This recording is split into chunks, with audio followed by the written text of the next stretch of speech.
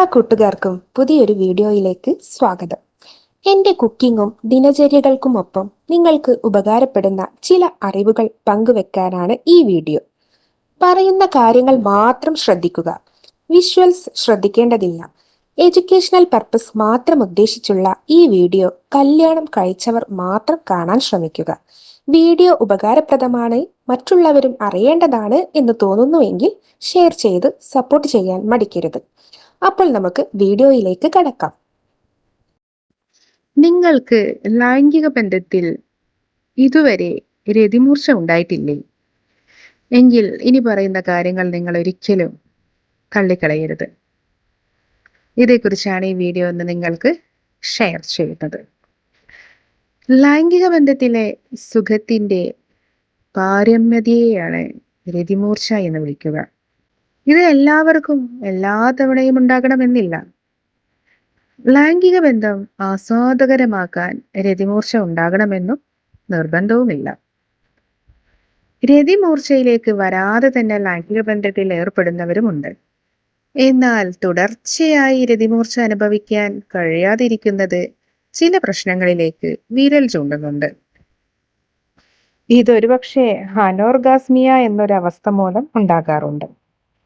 അതായത് ആവശ്യത്തിന് ലൈംഗിക ഉണർവിനും ഉത്തേജനത്തിനും ശേഷവും രതിമൂർച്ച വൈകി വരികയോ, അടിക്കടി സംഭവിക്കാതിരിക്കുകയോ, ഒരിക്കലും വരാതിരിക്കുകയോ, ഇനി വന്നാൽ തന്നെ അതിന് തീവ്രത കുറഞ്ഞിരിക്കുകയോ ചെയ്യുന്ന ഒരവസ്ഥ.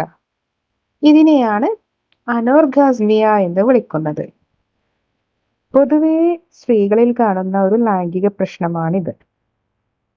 രതിമൂർച്ചയുടെ തീവ്രതയും ആവൃത്തിയും ഒക്കെ ഓരോരുത്തർക്കും ഓരോ തവണയും വ്യത്യസ്തമായതിനാൽ രതിമൂർച്ച ഉണ്ടാകാത്ത സാഹചര്യമെല്ലാം അനോർഗാസ്മിയാണെന്ന് കരുതാനും കഴിയില്ല. ജീവിതകാലം മുഴുവൻ നീണ്ടു നിൽക്കുന്നു. ഇടക്ക് സംഭവിക്കുന്നത്, സാഹചര്യങ്ങൾക്കോ പങ്കാളികൾക്ക് അനുസൃതമായോ സംഭവിക്കുന്നത് എന്നിങ്ങനെ അനോർഗാസ്മിയ പലതരത്തിലുണ്ട്. പങ്കാളിയുമായുള്ള പ്രശ്നങ്ങൾ, സാംസ്കാരികമായ പ്രശ്നങ്ങൾ, പങ്കാളിയോടുള്ള അടുപ്പം, ശാരീരികമായ പ്രശ്നങ്ങൾ, ചിലതരം മരുന്നുകളുടെ ഉപയോഗം എന്നിങ്ങനെ അനോർഗാസ്മിയക്ക് കാരണമാകുന്ന ഘടകങ്ങൾ നിരവധിയാണ്. മുൻകാലത്തുണ്ടായ ലൈംഗിക പീഡനം, ശരീരത്തെക്കുറിച്ചുള്ള മോശം കാഴ്ചപ്പാട്, ലൈംഗിക ബന്ധത്തെക്കുറിച്ചുള്ള പാപബോധം, ലൈംഗിക സുഖത്തെ പറ്റിയുള്ള അറിവില്ലായ്മ എന്നിവയെല്ലാം രതിമൂർച്ചയിലെത്താനുള്ള ശ്രമങ്ങൾക്ക് വിലങ്ങുതടിയായെന്ന് വരാം. ലൈംഗിക പങ്കാളികൾക്കിടയിലുള്ള സ്വരചേർച്ചയില്ലായ്മ, അടുപ്പമില്ലായ്മ, സംശയങ്ങൾ എന്നിവയും രതിമൂർച്ചയെ ബാധിക്കും. പ്രമേഹം, മൂത്രസഞ്ചിയുമായി ബന്ധപ്പെട്ട രോഗങ്ങൾ, മൾട്ടിപ്പിൾ സ്ക്ലിറോസിസ്, ഗൈനക്കോളജി ചികിത്സകൾ, മദ്യപാനം, പുകവലി എന്നിവയെല്ലാം ഈ അനോർഗാസ്മിയക്കുള്ള സാധ്യത വർദ്ധിപ്പിക്കാവുന്ന ഘടകങ്ങളാണ്. ഇതിനുള്ള ചികിത്സ എന്ത് കാരണം കൊണ്ടാണ് രതിമൂർച്ച ഉണ്ടാകാതിരിക്കുന്നത് എന്നതിനെ അടിസ്ഥാനപ്പെടുത്തിയായിരിക്കും. ലൈംഗിക ഉത്തേജനത്തെ പറ്റിയുള്ള ബോധവൽക്കരണം, ലൈംഗിക സുഖം വർദ്ധിപ്പിക്കുന്ന ഉപകരണങ്ങൾ, തെറാപ്പി, മരുന്നുകൾ എന്നിവ ഈ ചികിത്സക്കായി ഉപയോഗിക്കാറുണ്ട്.